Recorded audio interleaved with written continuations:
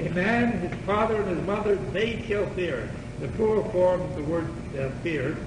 And my Sabbath, they shall watch. I am the Lord your God.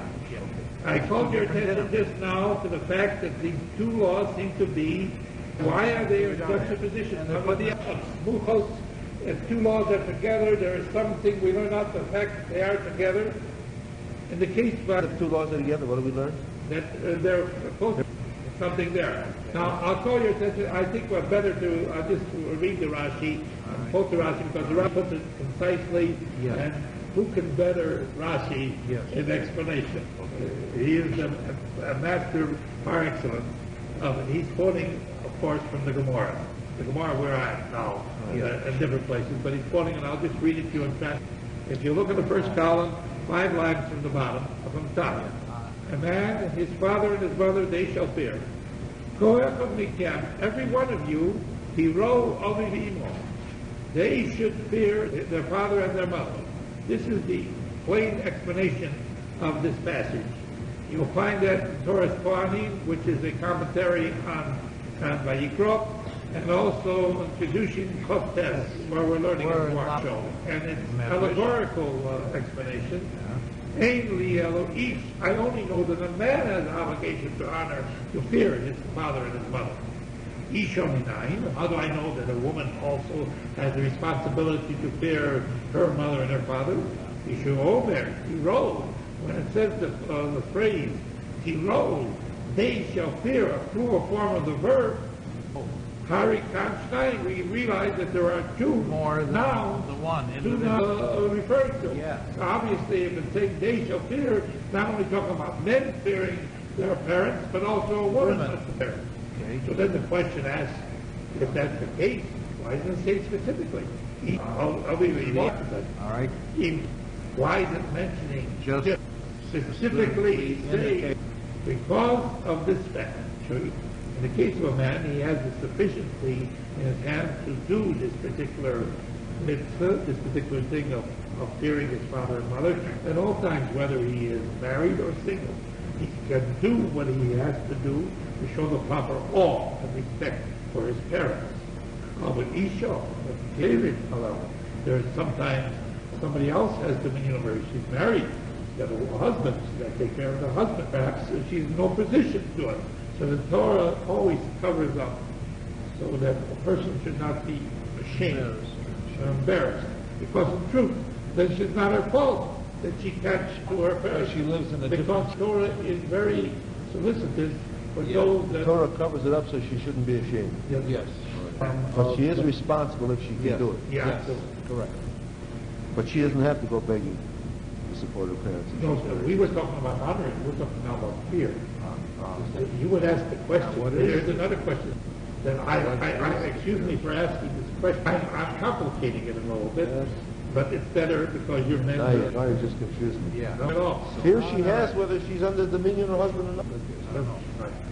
We know, of course, we have and Ten Commandments repeated twice, once in Shemos and once in the Morning, in the second and the fifth books of the Chumash. We have here, we're having a similar phraseology. A man, his mother and his father, they shall fear, would have presumably, according to our limited understanding, unless we're made more knowledgeable, appears to be approximately the same concept as honor that we're talking about in the Ten Commandments. A different verb is used here. Different verb. Fear is different than honor. Yeah. What is the difference? Now he is anticipating you're going to ask this question. Why is it necessary to mention this particular law? Can't we learn it out from the law? Why does it mention that you have to... Fear and honor are two different things. I understand that. But his mother and his father, they shall fear. They. Khan here, he aim of. The passage mentions mother before father. The mother and father, they shall fear. If honoring your father and mother, it says father first and then mother. Yes. Well, it is revealed before God. Yes. See, God doesn't have to make a commandment, a divine law. He doesn't have to make a law that you can breathe. Or eat. Yeah, breathe. You're going to breathe. And if God forbid you have trouble breathing, you're going to go to the biggest specialist and try to alleviate that trouble so that because the consequences of that particular breathing are very serious. And who needs that diet? It's a very problem to go through. So therefore, you would breathe, you don't have to make it. God has got to tell us something we will not ordinarily do. Because we're built before him. Shabbat, ordinarily, the son, when fear is on with the child, the father, and if the child acts up, he gives him flesh. So obviously he's going to fear the one that gives him flesh. Sure. With the mother, he can talk her out of it, So therefore, the divine law has to come to say to us, don't you let your mother take a second place in relation to your father, in relation to the awe. It's placed upon you by Almighty God that you must fear your mother just as much as your father. You don't fear your father much more than your mother. In the case of honor, he came all the way the other way around. The passage mentions first father and then mother. Why? Again, because it's necessary to emphasize another point. The Rashi says, because it's real before him. Shabbat Imo Yosef Avi. Ordinarily, the son honors his mother more than his father. Why? Lost soul with more because she persuades him words. Smooth words. Obviously, who's going to honor more? Ordinarily, the mother treats him nicer, so he don't say, don't you think that your personal feeling is what should determine what you should act. How you act. You should show respect just as much honor to your father as you do to your mother. So now we see that both phraseology is proper and correct and both necessary to be mentioned. Things in the Torah that comes accidentally, like everything is necessary to teach us a divine lesson. All right, I'll go further. All right, now we've discussed about fearing your father. And all of a sudden, we're talking about keep my Sabbath. Well, that's nice, and a Jew should keep the Sabbath. But why does it come in juxtaposition with honoring your father and mother, or fearing your father and mother? So now the Rashi is going to take care and explain that. He doesn't make it up. So you shouldn't make the assumption that Rashi is like some of these modern-day, excuse expression, rabbis that take upon themselves to run roughshod over what it should be and put his own 2 cents, which is valueless, in relation to what Torah law is. Rashi takes it from proper sources, and therefore his opinion is acceptable. What do you say? So many. Shabsosai Tishmaru.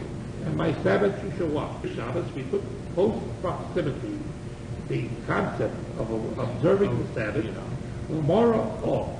The concept of fearing of Lomar to say to us, Alphafi, even though, I God has cautioned you, moral on the fear due to your father, even your malachah, if God forbid, your parents say to you, follow the Shabbos, obeying the Sabbath, and this also applies all the rest of the commandments. Why not? After all, you said to God, you said in your Torah, I should show them honor, and I show them fear, and you equate them this morning that they're equal to the honor due to you. So why not? Why couldn't I do what they tell me to do? Because after all, I am in effect honoring you, or showing you respect by honoring my parents, or showing them respect. He said, I am the Lord your God. I'm Lord your God. In Yevamos, he said like this. It was in plural. Your God. Meaning, I am your God, not only of you, but also your father and mother. Father so I are obligated to my honor, which therefore you should listen to them. That's right. In other words, you cannot listen to a parent as the word of God. To the extent they do not ask you to violate the will of God. But God forbid, if there's a challenge, then the will of God takes precedence. That's why he says, I am your God. It doesn't mean exclusively for you alone, but Elokei Hem, all of you, meaning your father and mother, you got to follow my way. I give you the background, because if I don't give you the background, you get it, and you will understand why you'll say more in Sanhedrin. How do you equate? Because you don't say you're not supposed to curse God, you're not supposed to curse your parents. Why is it equated? But you see now, in fact, There is a relationship. there is a relationship. Once you understand there's a relationship, you say, of course, if this does not apply to this, it would, evidently there's nothing extra in the Torah, it would apply to that. That's what we'll learn. And is that, Oh, I will go one more step. I want to give all the third principle, the general principle is contained in one or two. Harry, it took me over 43 years to get to the point where I'm you, and you want me in 3 sessions to teach you Kula, Kula. I mean, One foot. It would take about 3 months to cover it all. I'm not Sure, I'll get a couple, make sure I'll get a couple more principles, that's all. If you push time, time pushes you. If you do not push time, God makes it available that you have time to do everything that you have to do. You're always in a hurry. A person who does not want to wait for the appropriate time, he's always trying to push a situation where it doesn't fit at that point. You can't force it. You can't force things. Excuse me, this is... Please do. You remember you wanted to become a judge before you became a judge? And you're trying and trying and trying everything. While we're at it, we might as well complete what is the fear we're talking about in relation to your parents? The Gemara spells it out, and Rashi is giving us a little insight of that. What line are you now? We're on Moro, in the middle of the line. Right. What is the fear we're talking about? What do you mean Yeah. fear? Yeah, every time you see a parent, you got to quake.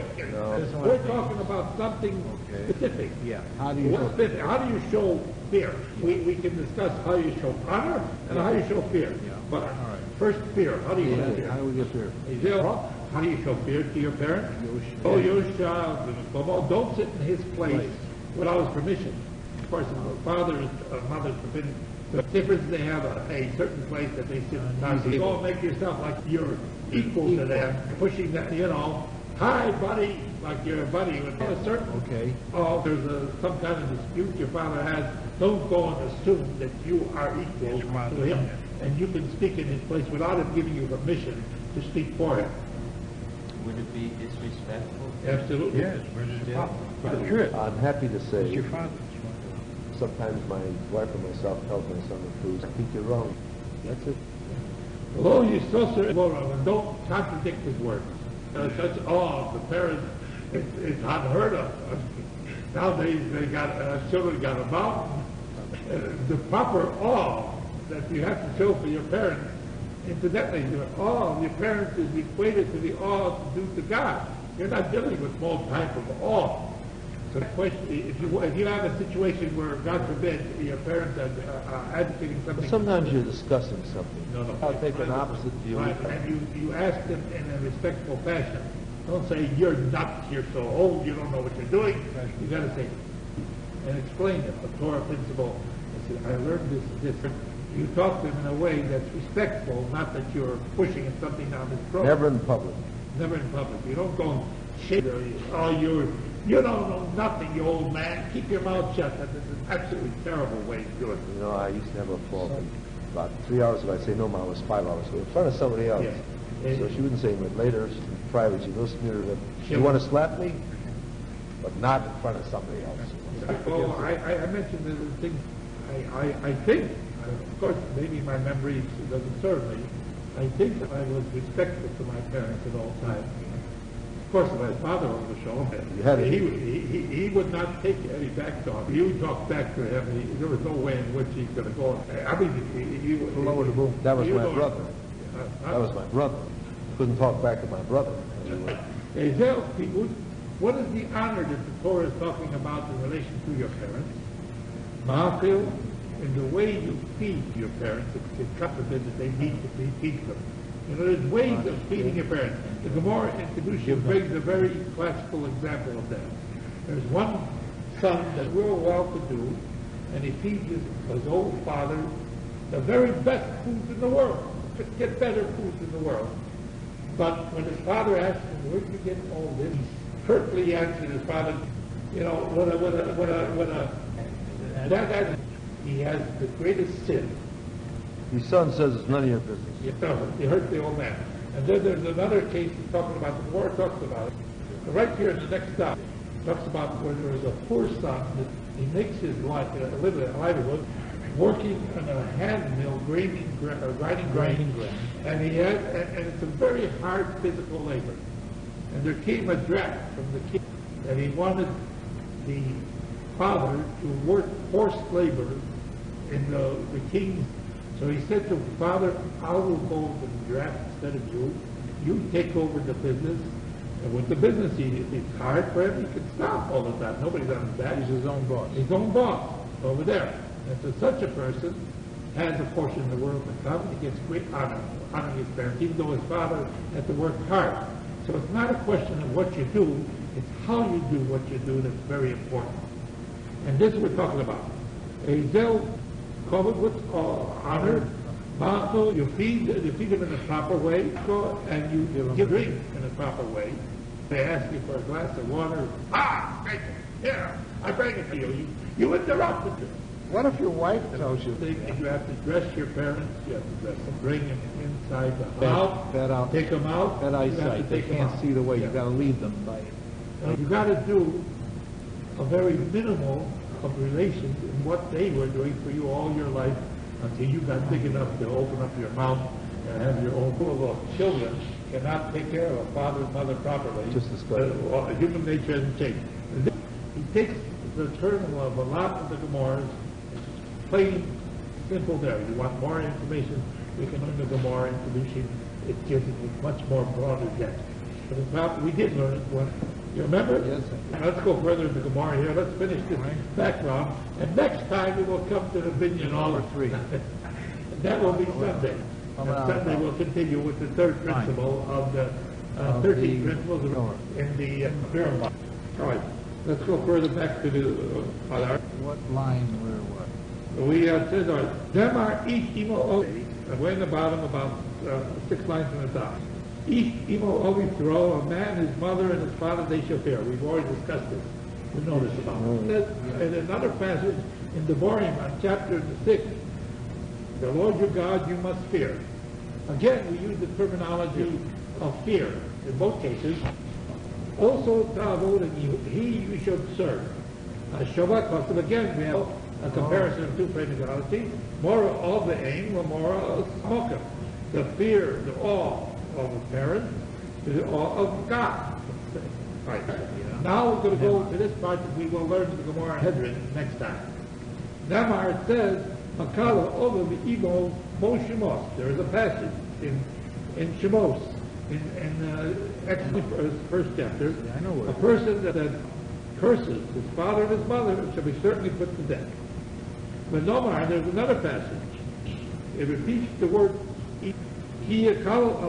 when he curses his Nosach Cheto. He will go and bear again the